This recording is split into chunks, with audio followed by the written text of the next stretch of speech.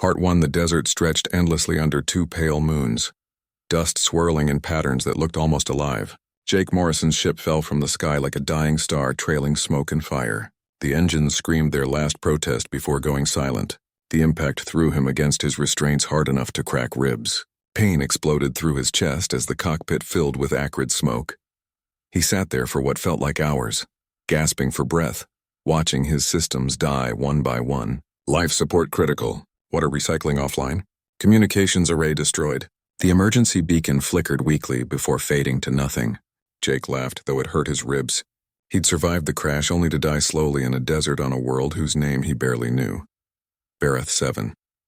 A mining colony on the edge of explored space. 4 different alien species worked here. Far from their home worlds, far from anyone who might care what happened to a lost human explorer. Jake had been mapping unmapped systems when his ship's core developed a crack. He'd jumped 3 times on failing engines, each jump bringing him closer to catastrophic failure. Bareth 7 had been his last hope. Now it would be his grave. The heat began building as the planet's sun rose. Jake tried the manual release on his canopy. Nothing. He tried again, putting his weight into it despite the screaming pain in his chest. The mechanism groaned but held. He was trapped. His water supply would last maybe 2 days in this heat. Less if he couldn't get the environmental systems working. He closed his eyes and thought about Earth, about the blue oceans he'd taken for granted, about rain, about his sister who'd told him exploring was dangerous. She'd been right. Miles away in the colony's central hub, Administrator Vethkor reviewed production reports with growing satisfaction.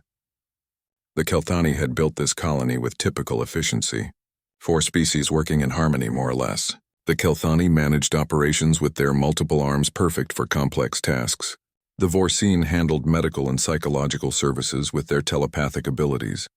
The Gormath provided security with their massive frames and natural armor plating. The small crystalline Peakthal maintained all communications and technical systems. A junior technician interrupted his review.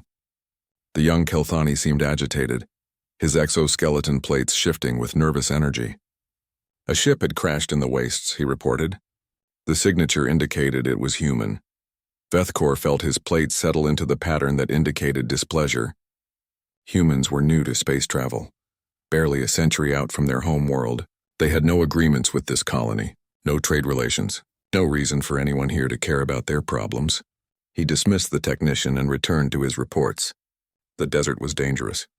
Whatever happened to that ship was not his concern, but Dr. Milra disagreed. The Vorsine physician had picked up the distress signal's emotional resonance before it died. Someone was dying out there. She could feel their pain, their fear, their desperate hope fading to resignation. She went directly to the administrator's office, her small form radiating determination. They argued for an hour. Vethkor laid out the practical concerns. Resources were tight. The desert predators were active this season. The colony had no obligation to rescue aliens with whom they had no formal relations. Dr. Milra countered with moral arguments. A sentient being was dying. They had the means to help. What did it say about them if they chose convenience over compassion? Neither convinced the other, but Dr. Milra had already made her decision. She would go with or without official approval. Vethkor recognized that determination. He'd seen it before in Vorsine who'd made up their minds. He calculated quickly. An unauthorized rescue mission would create problems. A sanctioned one at least could be controlled. He contacted Thakron, the Gormath security chief. The massive alien listened to the situation and grunted his approval. Honor demanded they help if they could. His code was clear on that point. Then Vethkor called Linux, a young Picthal engineer who'd shown unusual initiative. The crystalline being agreed immediately, voice chiming with excitement at the adventure. They assembled at the vehicle bay 2 hours after the crash. Dr. Milra brought medical supplies. Thakron carried weapons rated for desert predators. Linux loaded technical equipment for repairs. Vethkor brought water and emergency rations, his practical nature asserting itself despite his reservations. They took a transport designed for rough terrain and headed into the wastes. The journey took 3 hours. The emergency beacon had died, but Linux tracked the ship's ion trail through the atmosphere. They found the crash site in a shallow canyon, the ship half buried in sand, its hull scorched black. Thakron scanned for predators while the others approached. Jake heard them before he saw them. Voices in languages his dying translator couldn't parse. Footsteps crunching on sand. He tried to call out but managed only a croak. His throat was too dry, his lips cracked and bleeding. The heat had risen to unbearable levels. He was fading in and out of consciousness. The canopy suddenly groaned. Someone was working on it from outside. Jake tried to focus his eyes, but the world kept spinning. Metal shrieked as the manual release finally gave way. Cool air rushed in, feeling like ice water on his burning skin. Faces appeared above him. Alien faces, multiple arms reaching for him. Massive hands carefully releasing his restraints. A small crystalline being working on his translator unit. Dr. Milra's telepathic touch was gentle as she assessed his injuries. Broken ribs, severe dehydration, concussion, but alive. He would live if they got him back to the colony quickly. She stabilized him with injections that made his vision clear slightly. Thakron lifted him with surprising gentleness for such a large being, carrying him to the transport as easily as a child. Linux stayed behind, working on the ship's systems. The crystalline engineer chimed sadly after an hour of diagnostics. The ship was beyond repair. The core was cracked beyond any fix they could manage here, but the data banks were intact. The logs could be recovered. The communication system might be salvaged for parts. They loaded Jake into the transport's medical bay. Dr. Milra connected him to fluid replacement systems and monitored his vital signs. Vethicor drove back toward the colony while Thakron watched for predators. Linux returned separately, having stripped what useful technology could be saved from the wreck. Jake woke briefly during the journey. His translator was working again, at least partially. He heard them talking in low voices about what they'd found, about his injuries, about whether the colony leadership would approve of what they'd done. He tried to thank them, but the words wouldn't come. Dr. Milra sensed his intention, and her thoughts touched his mind softly, reassuringly. Rest, she projected. You are safe now. When they reached the colony, Vethicor discovered his concerns had been justified. The council was furious. They'd wasted resources on an alien with no connections to their colony. They'd risked valuable personnel for a stranger. They'd created a potential diplomatic incident without authorization. Vethicor accepted the reprimand calmly. Dr. Milra ignored it entirely. Thakron found it beneath his notice. Linux was too young to care about colony politics. They took Jake to the medical center where Dr. Milra set his ribs and treated his other injuries. He slept for 2 days while his body recovered from the ordeal. When he finally woke, truly woke, he found himself in a small room with medical equipment he didn't recognize. Dr. Milra was there, her large dark eyes watching him with obvious relief. Jake's voice was rough when he spoke. Where am I? The Vorsine's thoughts answered him gently. Safe. You are safe. Her telepathy conveyed more than words could. He felt her genuine care, her satisfaction that he'd survived, her curiosity about his species. He felt the echo of the others too, the 4 who'd saved him when they had every reason not to. Why? He asked. Why help me? Dr. Milra's answer was simple, profound in its simplicity. Because you needed help. Because we could give it. Is more reason necessary? Part 2. Jake spent 3 weeks recovering in the colony's medical center. His ribs healed slowly, knitting back together under Dr. Milra's careful treatment. The concussion took longer to fully resolve, but the physical healing was only part of his recovery. The emotional impact of nearly dying, of being saved by complete strangers, took its own time to process. During those weeks, he came to know his rescuers. Vethicor visited every few days, bringing data pads with information about Kelthani culture and history. The administrator seemed uncomfortable with gratitude, but clearly felt responsible for Jake's well-being now that the rescue was complete. His forearms moved in complex patterns as he spoke, gestures that Jake slowly learned to interpret. Thakron came less frequently but stayed longer. The massive Gormath warrior shared stories of his people's honor codes, the complex system of obligations and duties that governed his life. He'd saved Jake because his code demanded it, he explained. To see someone in need and do nothing was the greatest dishonor his people could conceive. He seemed puzzled that other species didn't share this view. Linux visited almost daily, the young Picthal engineer full of questions about human technology and culture. The crystalline being's voice chimed like musical notes, rising and falling with emotion. Linux had managed to salvage Jake's communication logs and some of his survey data. The ship itself was scrap, but at least his work wouldn't be completely lost. Dr. Milra was there constantly, of course. Her telepathic abilities made her an ideal physician. She could sense pain before Jake fully registered it himself. She knew when he was sleeping poorly, when memories of the crash invaded his dreams. Her presence was calming, a steady reassurance that he was genuinely safe now. Jake learned about the colony during his recovery. Vareth 7 existed in a strange political space, technically independent but relying on trade with various galactic powers. The 4 species here had come for different reasons. The Kelthani sought profit from the rich mineral deposits. The Vorsine had established a medical research station. The Gormath provided security for generous payment. The Peakthal maintained the communication networks that kept the colony connected to the wider galaxy. He also learned that his rescue had caused problems. The Colony Council had officially censured all 4 of his rescuers. Resources had been wasted. Risks had been taken without authorization. The Council made it clear that such actions would not be tolerated again. Jake felt guilt over that, but his rescuers seemed unconcerned. They'd done what they believed was right. The Council's disapproval was irrelevant. On his 22nd day in the medical center, Linux arrived with surprising news. The engineer had been working on the salvaged communication equipment from Jake's ship. It had taken weeks of careful repairs, but the long-range transmitter was functional again. Jake could contact human space. He could call for rescue. Jake sat up too quickly, wincing at the pull on his still-healing ribs. He could go home. He could talk to his family, his colleagues, his superiors. Relief flooded through him so strongly that Dr. Milra gasped, picking up the intensity of his emotion through her telepathic senses. But as Linux set up the equipment in his room, Jake realized something important. Yes, he would call for rescue. Yes, he would eventually leave Vareth 7, but first he had something crucial to say, something humanity needed to hear. The connection took an hour to establish. Long-range communication across multiple systems required careful routing through relay stations. But finally, Jake heard the familiar static of a human channel. He identified himself, gave his location, and requested emergency relay to Earth Command.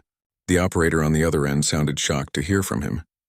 Jake Morrison had been listed as missing, presumed lost, for over a month. The message he recorded was simple but heartfelt. He explained what had happened: the engine failure, the desperate flight to Vareth 7, the crash, and most importantly, the rescue.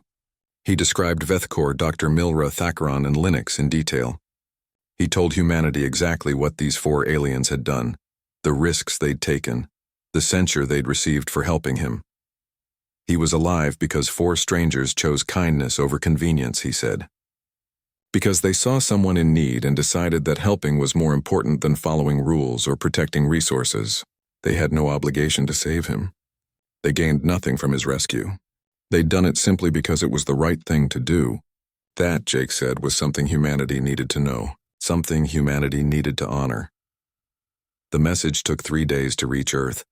It took another day to propagate through human communication networks, and then it exploded across every human world like a supernova. The media picked it up first: a human saved by aliens.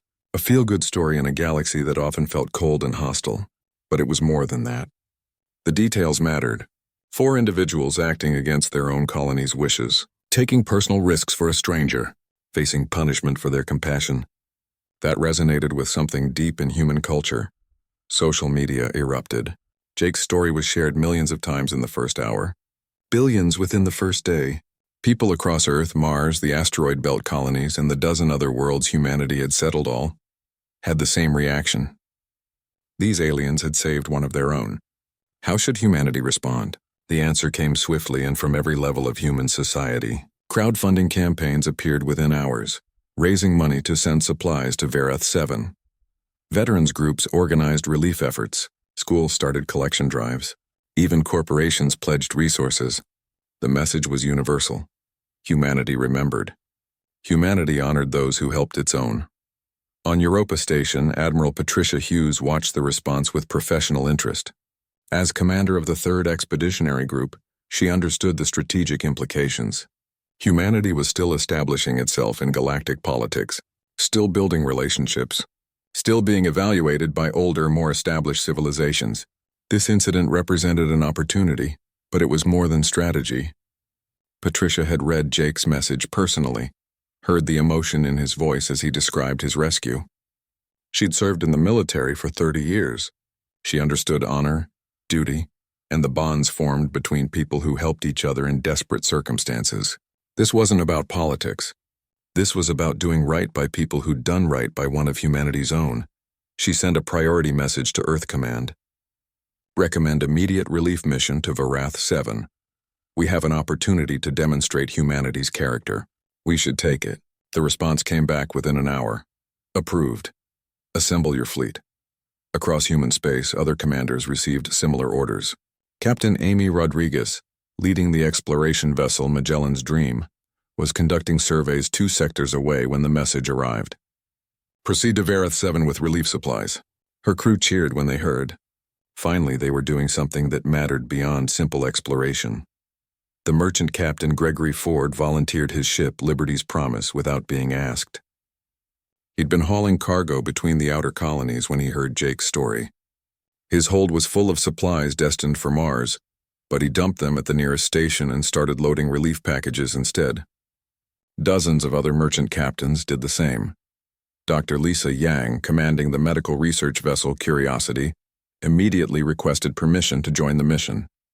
Her ship carried advanced medical technology and a full staff of researchers. If aliens had saved a human, she wanted to learn from them, share knowledge with them, build bridges between species. The Terran Council convened an emergency session on Earth. Representatives from every human world attended either in person or via hologram. Ambassador Helen Clark addressed them with quiet intensity. 4 aliens had saved a human life when they had every reason to do nothing. They'd taken risks. They'd faced punishment. They'd acted from pure compassion. How, she asked, should humanity respond? The debate was brief.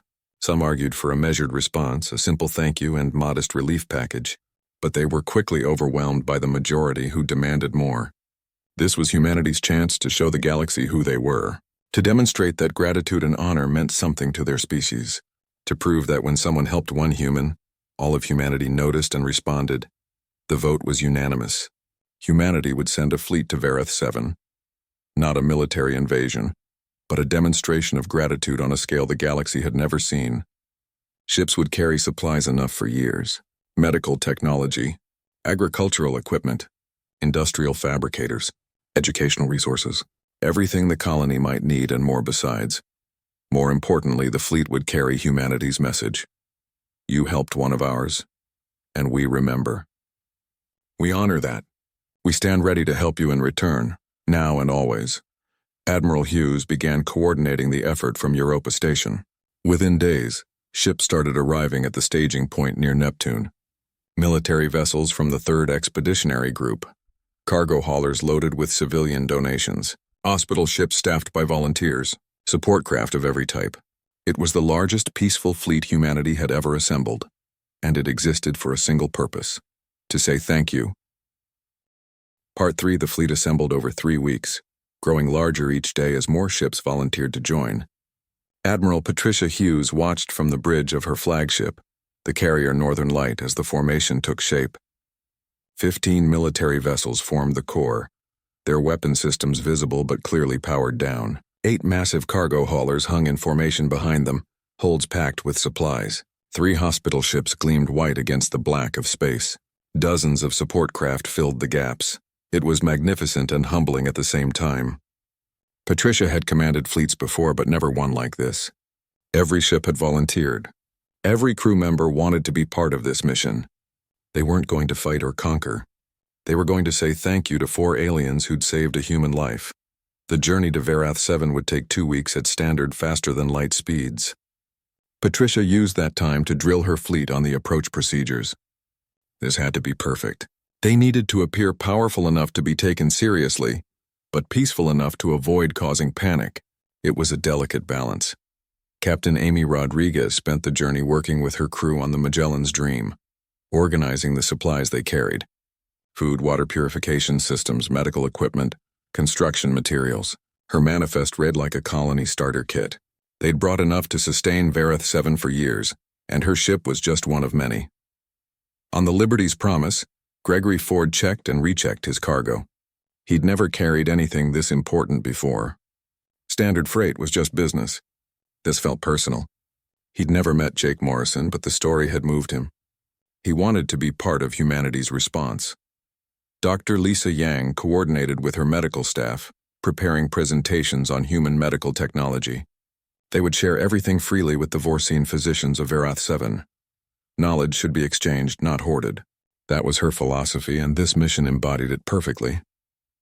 On Verath 7, Jake Morrison continued his recovery, unaware of what was coming. Linux had helped him send his message, but the Picthal engineer hadn't monitored the response. They had no idea how humanity had reacted to Jake's words. Jake spent his days walking the colony now that his ribs had healed enough. He explored the markets where 4 species traded goods and services. He watched Kelthani miners return from the deep tunnels, their exoskeletons dusty with mineral residue. He observed Gormath guards patrolling the perimeter.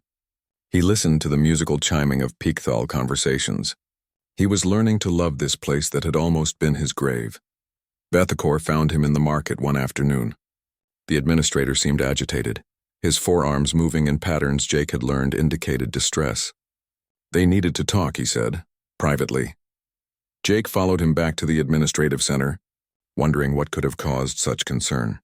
In Vethacor's office, Linux was working frantically at a communication console. The young engineer's crystalline form was pulsing with colors that indicated alarm. Dr. Milra stood nearby, her telepathic senses clearly picking up everyone's anxiety. Thakron loomed in the corner, his massive frame tense. "What's wrong?" Jake asked. Linux turned to face him, voice chiming high with stress. "Ships," the engineer said. "Dozens of ships. All broadcasting human identification codes. All heading directly for Verath 7. They would arrive within hours." Jake felt his heart skip. Ships, human ships, coming here. He moved to the display and stared at the sensor data. The fleet was massive. Military vessels, cargo ships, hospital craft, a formation so large it dominated the system's edge where they'd emerged from faster-than-light travel. Vethacor's voice was tight with concern. "Why would humans send a military fleet here? We saved one of yours, one. This response seems disproportionate. Are they angry? Do they think we harmed you?" Jake started laughing, which hurt his still tender ribs. The others stared at him in confusion. "They're not angry," he managed to say through his laughter and pain. "They're grateful. Don't you understand? You saved me. Humanity remembers that. They've come to thank you." The aliens exchanged glances that suggested they thought his concussion hadn't fully healed. But the fleet continued its approach, and as it drew closer, the colony erupted into panic. The Gormath security forces went to maximum alert. The Kelthani administrators tried desperately to contact the Galactic Council. The Vorcine physicians prepared for potential casualties. The Picthal engineers worked to boost the colony's defensive shields to full power. The Colony Council convened an emergency meeting. They screamed at Vethacor for bringing this disaster upon them. They blamed Dr. Milra for insisting on the rescue. They cursed Thakron and Linux for participating. The rescue that had seemed like a minor incident now threatened to destroy everything. Jake demanded to attend the council meeting. He stood before the colony's leadership, still leaning slightly to favor his healing ribs, and tried to explain. Humanity wasn't attacking. They were honoring those who'd helped one of their own. The council members didn't believe him. One human couldn't possibly warrant this response. It had to be a pretext for invasion or conquest. The fleet reached orbit 6 hours later. The military vessels took position first, spreading out in a formation that surrounded the planet, but kept all weapons clearly powered down. Then came the cargo ships, the hospital vessels, the support craft. The colony's sensors counted 43 ships total. It was by far the largest fleet that had ever come to Verath 7. Every display screen in the colony suddenly activated. A woman's face appeared, human, wearing a military uniform. Her expression was serious but not hostile. "This is Admiral Patricia Hughes of the Terran Defense Fleet," she said in perfectly translated Kelthani, Vorcine, Gormath, and Picthal. "We come in peace and in gratitude. 4 of your citizens saved the life of Jake Morrison when they had every reason to do nothing. Humanity does not forget such acts. We request permission to approach and deliver our thanks properly." The Colony Council sat in stunned silence. Vethacor finally found his voice. "They truly came to say thank you?" For rescuing one person? Jake smiled at him. I told you. That's who we are. Dr. Milra's telepathic senses reached out toward the orbiting fleet. She could feel the emotions of thousands of humans above. There was no deception there. No hidden aggression. Only genuine gratitude and a sincere desire to honor those who'd helped one of their own. She turned to the council. They mean exactly what they say, she told them. I can feel it. They came to thank us. The council granted permission for a delegation to land, though half the members seemed to think it was a trap. A single shuttle descended to the main landing pad.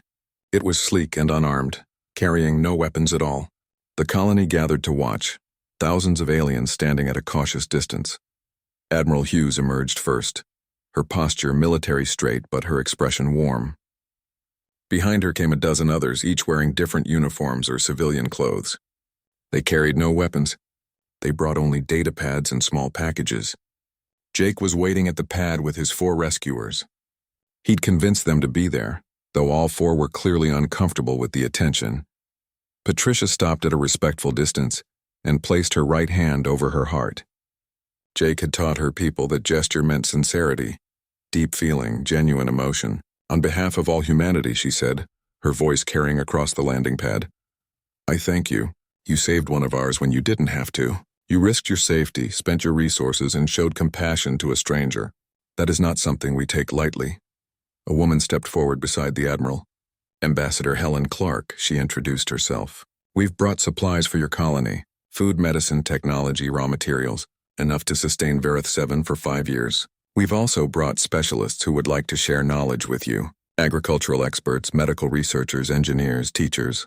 If you'll have them, we'd like to establish an exchange program. Vethkor's forearms moved in confusion.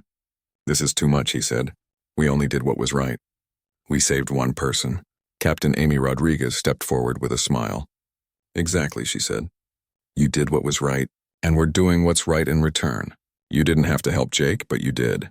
That tells us everything we need to know about you. Thakron spoke up, his deep voice rumbling. We are 4 individuals. The colony leadership voted against the rescue. We acted alone. Admiral Hughes nodded respectfully. We know. That makes what you did even more remarkable. You followed your conscience over politics. That's the mark of true honor. She gestured toward the sky where the fleet hung in orbit.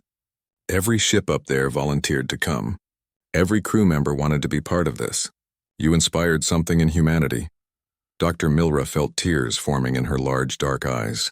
You really mean all of this. Every word, Ambassador Clark confirmed. Moreover, we'd like to propose something. The Terran Council wishes to extend formal diplomatic relations to Vareth 7. We understand you're a minor colony, not officially affiliated with any galactic government, but that doesn't matter to us. You matter to us because of what you did. Linux chimed in, voice uncertain.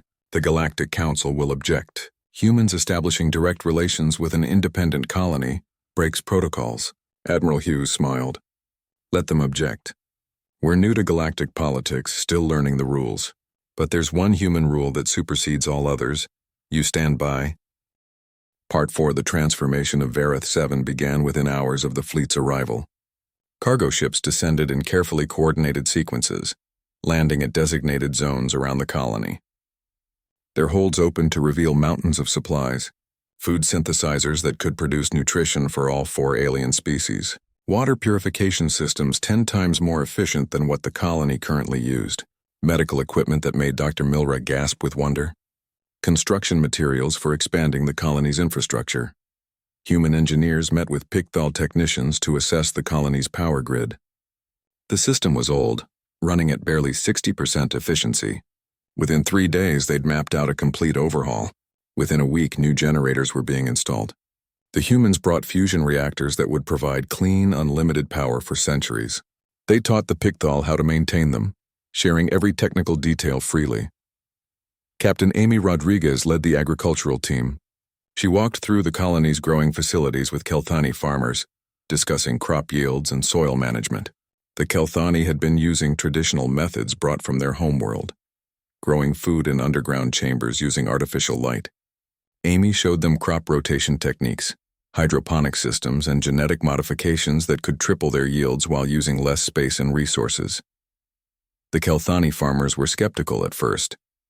They'd been farming for thousands of years. What could these young humans teach them? But Amy was patient, and the proof was in the results. Within 2 weeks, the first hydroponic farm was producing vegetables at rates the Kelthani had never imagined possible. The farmers' skepticism turned to enthusiasm. Dr. Lisa Yang spent every waking hour with Dr. Milra and the other Vorcine physicians. They compared medical knowledge, finding fascinating differences in approach. Vorcine medicine relied heavily on telepathic healing, using mental connections to diagnose and treat illness at a fundamental level. Human medicine was more technological, using scanners and drugs and surgical techniques. Together, they discovered they could combine both approaches. Vorcine telepathy could guide human surgical tools with unprecedented precision. Human medications could enhance Vorcine healing abilities. They developed new treatments that neither species could have created alone. Dr. Yang called it collaborative medicine. Dr. Milra simply called it beautiful. Lieutenant Chris Palmer, a Marine officer from the Northern Light, found himself training with Thakron and the Gormath security forces.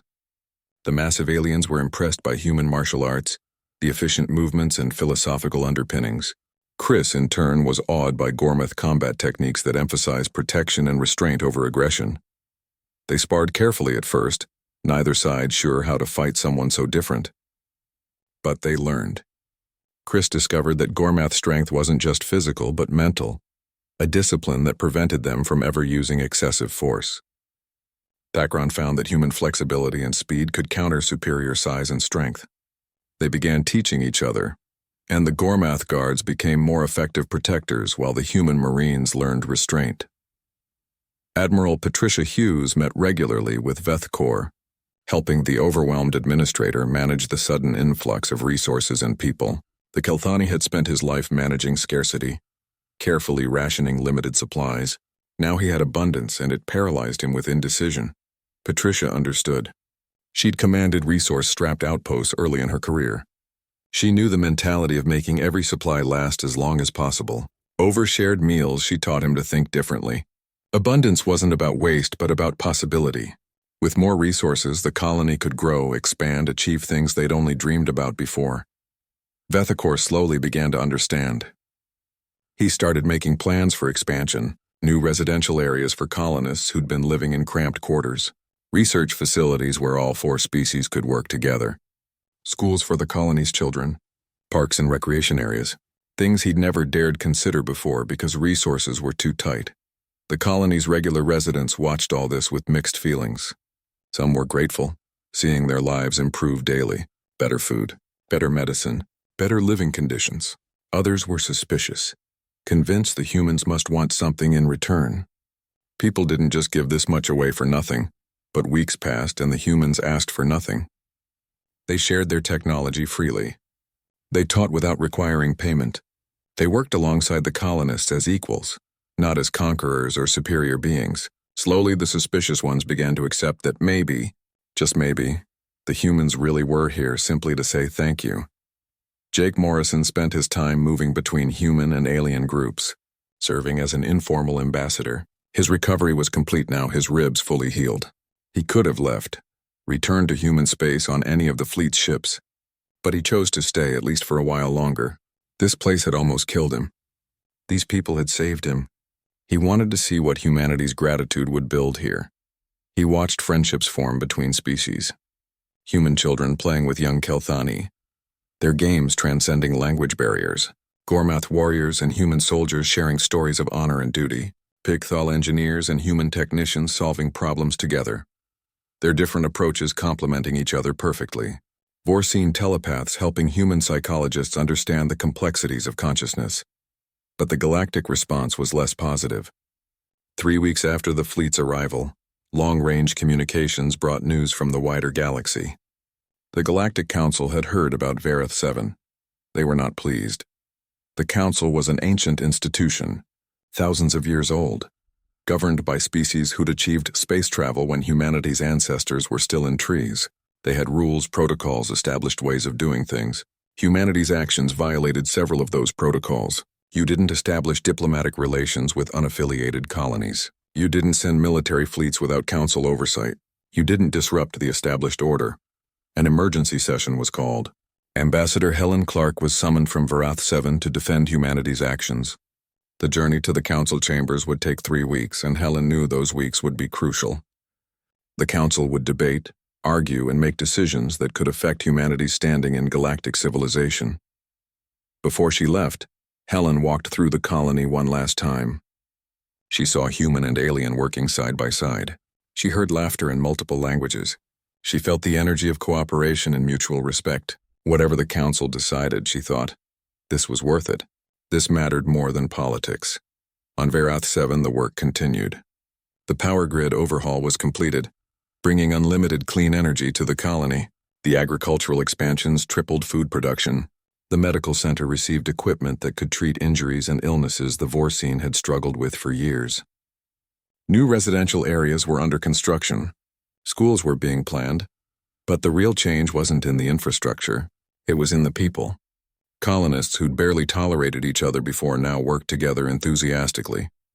The 4 species had always coexisted on Varath 7, but they'd remained separate, each group keeping to their own kind. The human presence had changed that. By working equally with all 4 species, by showing genuine interest in each culture, the humans had inadvertently brought the colonists together. Vethkor noticed it first. He saw Kelthani miners asking Gormath guards about their honor codes. He saw Vorcine physicians sharing meals with Picthal engineers. He saw children of all 4 species playing together in the new parks.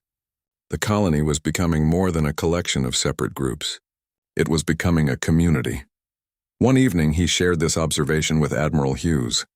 They sat in his office reviewing plans for the next phase of expansion. "Do you understand what you've done?" he asked her. "You came to thank 4 individuals, but you've changed our entire colony." Patricia smiled. "We came because 4 individuals deserved thanks.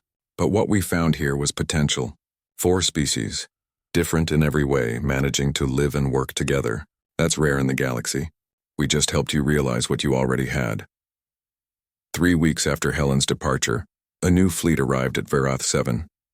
This one wasn't human. The ships were ancient designs representing 6 species from the Galactic Council's inner circle. They didn't land. They simply took up positions in orbit and waited. Their message was clear. The Council had sent investigators. Humanity's actions would be evaluated. Consequences would be determined. Jake stood at the landing pad where he'd first met Admiral Hughes, looking up at the new arrivals. Beside him stood his 4 rescuers and a group of humans who'd become friends over the past weeks. "We knew this was coming," Amy Rodriguez said quietly. "The Council couldn't ignore what we did here." Thakron rumbled his agreement. "The old powers do not like change. They will see this as a threat to their authority." Dr. Milra's telepathic senses reached toward the orbiting ships. She felt their emotions, their concerns. "They are afraid," she said softly. "Not of human military power, but of what we represent. Of what we've built here, of the possibility that their way of doing things might not be the only way." Admiral Hughes received the formal communication that evening. The Council's investigation team. Part 5, the Galactic Council's investigation team landed at Varath 7 3 days after their arrival in orbit. 5 ships descended, carrying representatives from the Council's most influential species. The Zephrani led the team, ancient energy-based beings who'd guided galactic affairs for millennia. With them came the Mordani, insectoid diplomats known for their rigid adherence to protocol. The Selvian brought their philosophical perspective, a species of scholars who analyzed every situation from multiple angles. The Krithik were there as military advisors, massive creatures whose species had maintained galactic peace for thousands of years. And the Yanari, small telepathic beings who could verify truth from deception. Their leader was Vesper then, a senior Zephrani whose luminous form flickered with colors that indicated deep skepticism. She'd seen empires rise and fall. She'd witnessed countless species make their first steps into space. She'd watched as the young and ambitious inevitably tried to upset the established order. She expected to find the same pattern here. Humans overstepping their bounds, naive about the consequences, needing correction. Admiral Patricia Hughes met them at the landing pad with full diplomatic protocol. She'd dressed in her formal uniform, brought an honor guard, and arranged for proper greetings in each species' tradition. Whatever the Council thought about humanity's actions, She would show them that humans understood and respected diplomatic procedure. Vesper then's energy form pulsed with surprise at the reception. She'd expected military posturing or defensive hostility. Instead, she found courtesy and respect. The Zephrani representative accepted the greeting graciously and requested a full tour of the colony and permission to interview residents freely. Patricia agreed without hesitation. She had nothing to hide. Over the next 3 days, the investigation team spread throughout Verath 7, observing, questioning, analyzing. They interviewed Vethkor about the rescue and its aftermath. They spoke with Dr. Milra about the medical collaborations. They questioned Thakron about security arrangements. They talked to Linux about the technology transfers. The investigators also spoke with ordinary colonists. Kelthani miners described how new equipment had made their work safer and more productive. Vorsine families talked about improved medical care. Gormath guards explained the training exchanges with human marines. Picthal technicians demonstrated the upgraded communication systems. What surprised the investigators most was the enthusiasm. These weren't people being exploited or dominated. They were genuinely excited about what humanity had brought to their colony. The investigators had expected to find resentment or fear. Instead, they found gratitude and hope. The Yanari telepath on the team, a small being named Pixera, spent hours with Dr. Milra. The two telepaths connected on a level that transcended words. Pixera felt the genuine emotion behind everything that had happened here. The humans' sincere gratitude, the colonists' real appreciation, the authentic friendships forming between species. There was no deception here, no hidden agenda, just people helping people. On the 4th day, Vesper then requested a private meeting with Admiral Hughes. They met in a conference room overlooking the colony, where the construction of new facilities was visible in every direction. The Zephrani's energy form settled into a chair-like containment field. "Explain this to me," Vesper then said. "One human crashed here, 4 aliens saved him, and your species responded with a fleet with billions in resources with diplomatic relations. The scale of your response is unprecedented. There must be more to this than simple gratitude." Patricia met the ancient being's gaze calmly. "There is more," she said, "but perhaps not what you expect." She stood and walked to the window. "When I first heard about what happened here, about 4 aliens risking themselves to save a human they'd never met, it moved me, not as an admiral but as a person. It reminded me of why I joined the military in the first place. To protect people, to help those in need, to stand for something that mattered." She turned back to Vesper then. "You're right that the scale is unprecedented, but that's because humanity is trying to establish who we are in the galaxy. We're new here. We're being evaluated by every older species. Every action we take sets a precedent for how we'll be perceived. When 4 aliens showed compassion to one of ours, we had a choice. We could respond with a perfunctory thank you and forget about it, or we could show the galaxy who humanity is at our best and who is humanity at your best." Vesper then asked. Patricia smiled. "People who remember. People who honor those who help us. People who believe that kindness deserves recognition. That gratitude should be more than just words, that when someone stands by you, you stand by them in return." She gestured out the window. "Everything you see here, all the resources we brought, all the partnerships we've formed, it's not about politics or power. It's about saying thank you in a way that actually means something." The Zephrani's form pulsed with thoughtful colors. "That is naive, idealistic, impractical." Perhaps, Patricia agreed, but it's also human. And it's created something valuable here, hasn't it? Look at this colony. 4 species working together better than ever before. Medical breakthroughs from combining Vorsine and human techniques. Security improvements from Gormath and human cooperation. Agricultural advances. Technological progress. All because we chose gratitude over protocol. Vesper then was silent for a long moment. "The Council will not approve," she finally said. "You violated established procedures. You disrupted the proper order of things. There will be consequences." Patricia nodded. "I understand, but I want you to understand something too. Humanity doesn't regret what we did here. If we had it to do over, we'd make the same choice. Because some things matter more than rules. Some things are worth whatever consequences follow." The investigation team departed 5 days after their arrival. They took with them extensive documentation, hundreds of interviews, and detailed observations. Vesper then's final words to Patricia were enigmatic. "The Council will debate this for months, but know that you've given us much to consider. Back on Vareth 7, life continued its new normal. The investigation had caused some anxiety, but the daily work of improving the colony carried on. Human and alien continued working side by side, building something new together. Jake Morrison finally decided it was time to leave. His recovery was complete. His ship had been replaced by a new vessel provided by the Terran Council. He had surveys to complete, missions to fulfill, but saying goodbye was harder than he'd expected. His 4 rescuers gathered to see him off. Vathkor presented him with a data crystal containing the complete history of Kelthani philosophy, a gift of immense cultural significance. Dr. Milra gave him a telepathic imprint, a memory she'd crafted of his time on Varath 7 that he could revisit whenever he wished. Thakron offered him a Gormuth honor blade, marking Jake as a warrior brother.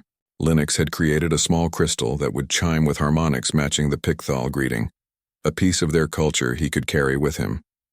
Jake embraced each of them, his eyes bright with emotion. "You saved my life," he said, "but you gave me more than that. You showed me that the galaxy isn't as cold as I'd feared, that compassion exists between species, that we're not as different as we sometimes think." "We did what seemed right," Vathkor said, his 4 arms moving in the gesture Jake now recognized as humility. "We could not have known what would follow." "That's what made it profound," Jake replied. "You didn't help me for reward or recognition. You did it because it was the right thing to do. That's what moved humanity. That's what all of this is really about."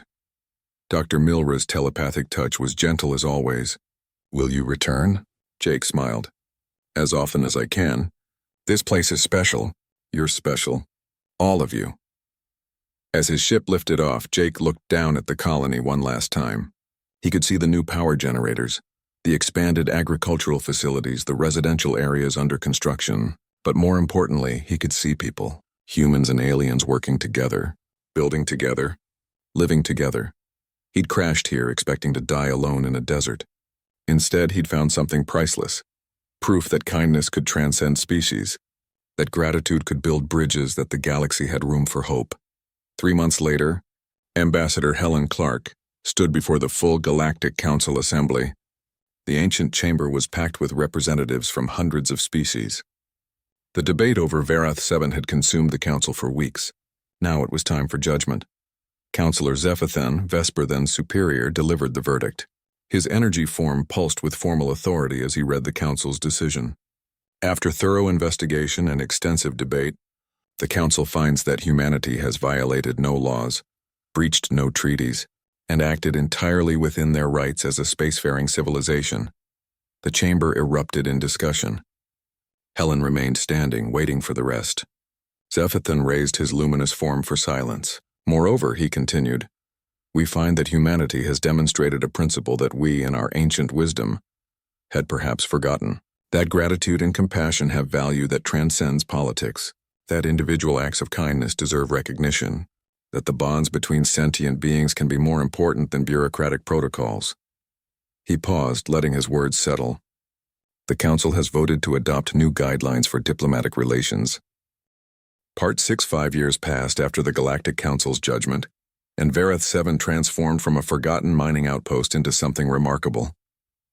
The changes weren't just physical, though those were impressive enough. The colony had tripled in size. New residential districts housed families from a dozen species now, not just the original 4. Research facilities attracted scientists from across the galaxy. The spaceport handled daily traffic instead of weekly shipments, but the real transformation was in what Varath 7 represented. It had become a symbol of what different species could build together when they chose cooperation over isolation. The story of how 4 aliens saved a human and how humanity responded with a fleet had spread throughout the galaxy. It was taught in schools. It was discussed in diplomatic circles. It inspired other colonies to seek similar partnerships. Jake Morrison returned to Varath 7 regularly. His survey work took him across unexplored space, but he always found time to visit the place that had almost been his grave. Each return showed him new changes, new buildings, new residents, new friendships forming between species he'd never even heard of. On this visit, he walked through the central square with Vathkor, who was no longer just a colony administrator. The Kelthani had been promoted to Director of Cultural Exchange for the entire sector. His forearms moved with confident authority as he explained the latest developments. They were building a university, he said. A proper institution where students from any species could study together, learn from each other, build the kind of understanding that had started here. Jake smiled at his old friend. You've come a long way from the administrator who didn't want to authorize a rescue. Vethkor's plates shifted in what Jake had learned was Kelthani embarrassment. I was wrong about many things. I thought rules and efficiency were what mattered most. You taught me differently. They passed a group of children playing in a park that hadn't existed during Jake's crash. Human kids ran alongside Kelthani young ones. Their game some hybrid creation that mixed elements from both cultures. A Gormath youth carefully moderated the play, ensuring everyone stayed safe. A young Vorsine sat nearby, telepathically monitoring emotions to prevent conflicts before they started. And a crystalline Picthal child chimed accompaniment to the game's rhythms. That's the future, Vethkor said quietly. Not the politics or the treaties or the councils. Those children growing up together, seeing each other as friends first and aliens second. That's what your species started here. Dr. Milra had aged gracefully, her telepathic abilities growing stronger with time. She now led a medical research center that combined techniques from 17 different species. The breakthrough treatments developed there had saved countless lives across the galaxy. She still remembered Jake's arrival, broken and dying in the desert. She still felt pride that she'd insisted on the rescue despite the Council's objections. She walked through her medical center with Dr. Lisa Yang, who'd stayed on Vareth 7 permanently after that first visit. The two had become close friends and research partners. Their collaboration had produced papers that revolutionized xenobiology. They'd proven that telepathic healing could be combined with technological medicine to treat conditions neither approach could handle alone. Today, they were teaching a class of medical students from 8 different species. The students watched as Dr. Milra demonstrated telepathic diagnosis, while Dr. Yang showed the corresponding technological scans. The students could see how both methods revealed different aspects of the same illness. They learned that no single approach was best. The optimal treatment came from combining multiple perspectives. After class, the two physicians shared tea in Dr. Milra's office. Do you ever regret staying? Dr. Milra asked. You could have returned to human space, continued your career there. Lisa smiled and shook her head. This is my career. This is where I'm supposed to be. What we're doing here matters more than any position I could have held back home. Besides, she added with a laugh, where else could I work with a telepathic partner who knows what I'm thinking before I say it? Thakron had become something of a legend among the Gormath. The massive warrior had trained an entire generation of security forces using combined Gormath and human techniques.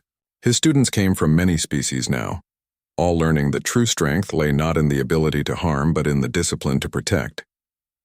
The Gormath Honor Code, once seen as primitive by some species, had gained new respect across the galaxy. He stood in the training center watching his latest class. A human marine named Paul struggled with a Gormath trainee twice his size. The Gormath could have crushed him easily, but that wasn't the point. The exercise was about control, about knowing your strength and choosing restraint. Paul was learning slowly. The Gormath student was learning too, discovering that smaller opponents could be just as worthy of respect. Thakron thought about the day they'd rescued Jake Morrison. He'd gone into that desert because his honor code demanded it. A person needed help. He could provide that help. The choice was simple. He'd never imagined that simple choice would lead to all this, to a training center that hosted students from across the galaxy, to a security philosophy that was being adopted by dozens of species, to friendships that crossed every boundary he'd once thought absolute. Lieutenant Chris Palmer, the Marine who'd first trained with Thakron, now commanded the human security detachment on Vareth 7. He'd been offered promotions that would take him elsewhere, but he'd turned them all down. This posting was exactly where he wanted to be.